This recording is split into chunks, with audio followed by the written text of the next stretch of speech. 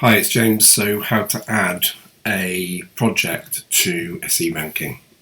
So obviously log in, big plus button in the right hand corner, click the plus, really simple.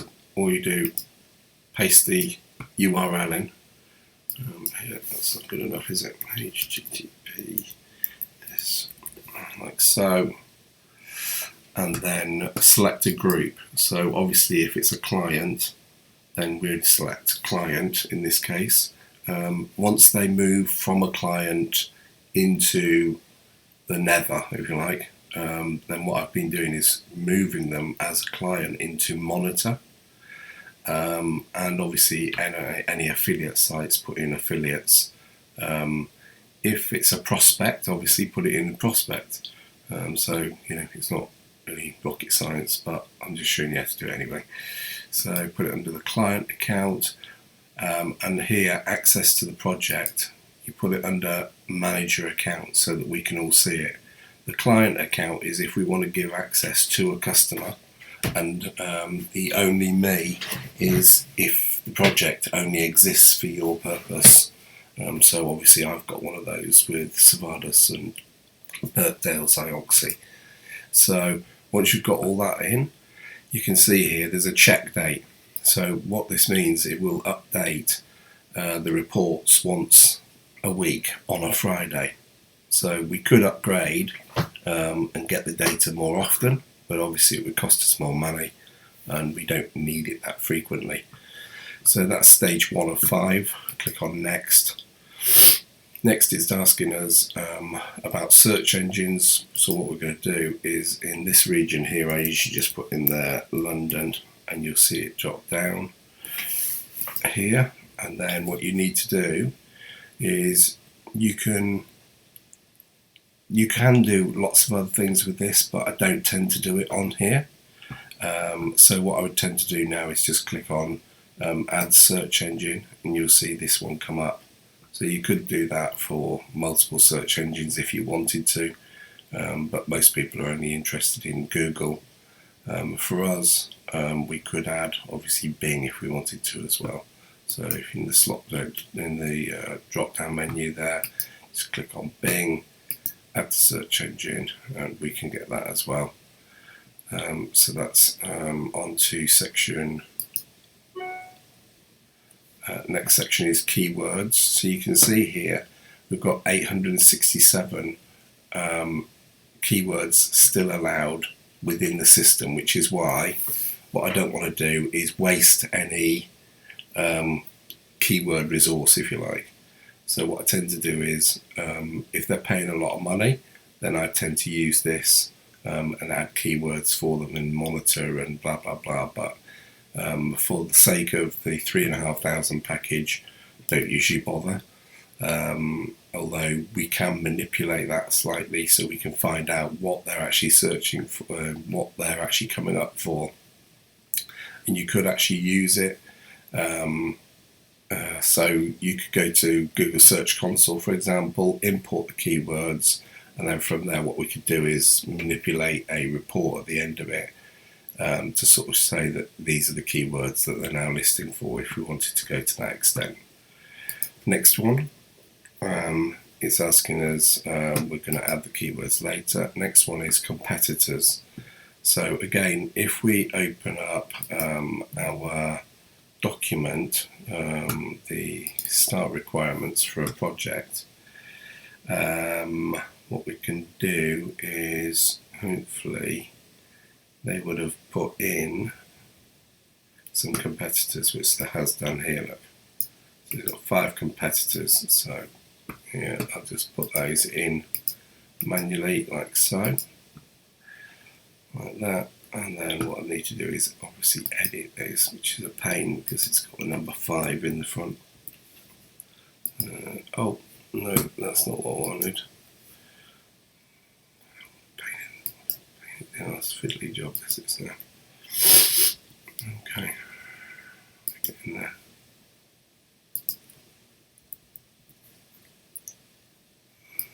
Yeah. And here. So we've got all the competitors in there. So you can see you can add up to 20. So on the last and final, it says some competitors' websites have been typed in the field. Do you want to add them as projects? Yeah. And here you can see we can add Google Search Console to the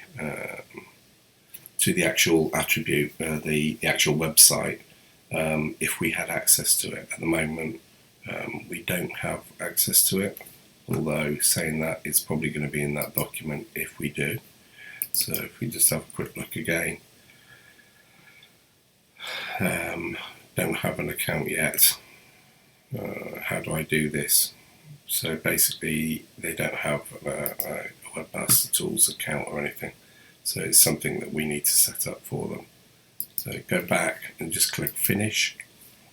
And then on the left hand side, in the drop down, you'll actually see the listing that we've just put in there. So here it is here.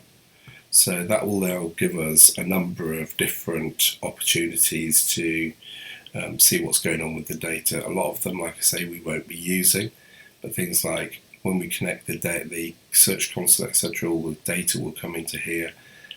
We can see what competitors are doing. We're going to have our own marketing plan here. So this is where I've got the idea of trying to come up with this type of thing where you click on what's been done. So we know that, for example, if somebody's done the keyword research, the chances are they've also done the content using the Snuto or whatever they call it.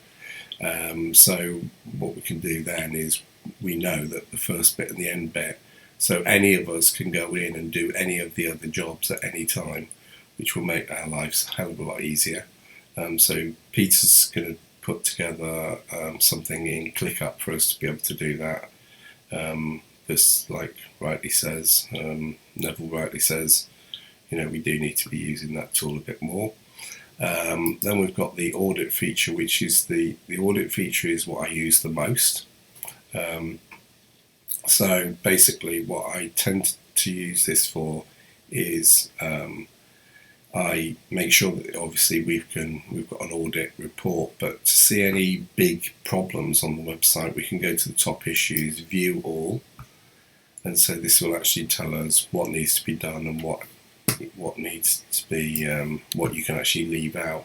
So really you need to understand that nothing is 100% perfect, but there are things we should leave. So we don't want a site that is 100% accurate, if that makes sense. If you need clarifying, let me know. So here you can see meta descriptions on 13 pages. And what you can do with this is if you click the arrow next to missing, it will tell you what the problem is and how to fix it. And if you press the number, it will actually show you what pages they represent. And obviously if you click both of them at the same time, you'll get what the issue is, how to fix it, and what the problem is on those pages. So that makes life simple. You can see here slow uncompressed content. So anything to do with, let me see, anything to do with these two, JavaScript and CSS. Once we've done the optimization work, hand it back to Peter, and Peter will actually do the minification and sort out the JavaScript and the CSS. So hopefully that will affect that bit where it said earlier, where it said running slow or whatever it is here, slow loading times, and that's due to uncompressed content, etc. So I use that audit report. The other useful one I do is where it says crawled pages. So what I can do here is I can download a list of all the URLs. So if I just go to export, like so. So this is going to be really useful if you've got a Google Search Console and it's telling you there's issues in certain places or whatever. What you can actually start to do it's when this thing opens, is you can actually copy all the URLs like so, and then copy them and put them straight into your Bing Webmaster Tools. So there's also the feature that we've got is as soon as anyone comes on board with us, here we add them to this account. So you can see we're running some pro accounts, which means they're automatically updated. These are usually customers, or they're small sites that don't require the upgrade. So you can see here, I'm pretty sure this one isn't in here. No, it's not, but this is going to save us a load of time as well. So add another website, add the URL in here. Give me a break. It's early, guys, sorry. Copy. Here. Yeah. Add to website. So what that's going to do is it's basically crawl the site, and if we look on one of our other accounts, so if we go to here and look at, I don't know, Henkel's for example, you'll see it'll give you how many pages have been submitted, videos, images, what those pages are. If you wanted a really quick list of URLs, there's a text file at the bottom here, so you can download the text file. That'll give you a list of all the URLs really quick if you wanted to do it that way as well. If it basically, what this will do is automatically submit the sitemaps every 24 hours if you're on a pro account. So if it's a customer, depends on how many pages they've got, but it's probably costing us $10, something like that, a month. So obviously we need to keep on top of that. If they decide they're not a customer anymore, then we can obviously downgrade them. So that's the, sorry, I'm still dying of COVID here, struggling to breathe a little bit. Yeah,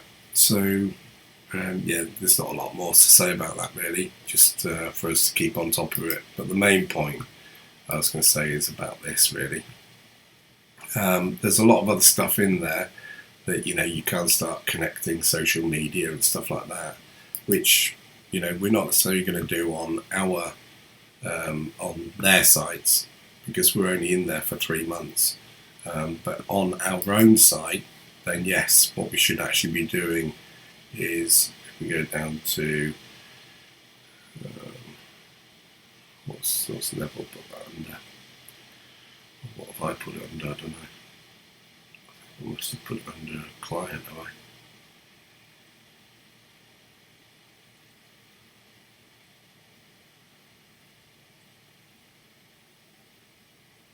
There we are, digital marketing foundations. So what we could do is add our social media and do auto posting from here as well if we wanted to. So there is a feature on there where we can actually post if we particularly wanted to do that as well. So yeah, there's quite a lot of stuff on there, so it's just a case of trawling through, but they're the main ones that I would use. Hopefully that's all good. Thanks.